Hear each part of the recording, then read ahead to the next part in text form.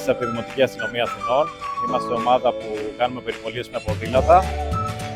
Έχουμε στην κατοχή μας 16 ηλεκτρικά ποδήλατα και κάνουμε καθημερινά περιπολίες σε πεζόδρομους, σε μικρούς δρόμους, στο εμπορικό τρίγωνο, στην Ακρόπολη, στην Πλάκα και γενικότερα όπου είναι δύσκολο να πάει μια μηχανή ένα περιπολικό. Η χρήση ποδηλάτου εξυπηρετεί κυρίως στο να μειώνουμε τους χρόνους σε απόκριση σε ένα περιστατικό.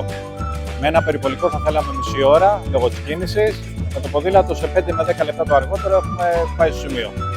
Επιπλέον βοηθάμε το περιβάλλον που εμολύνουμε, δεν παράγουμε θόρυβο και όλα τα πλεονεκτήματα που έχει ένα ποδήλατο.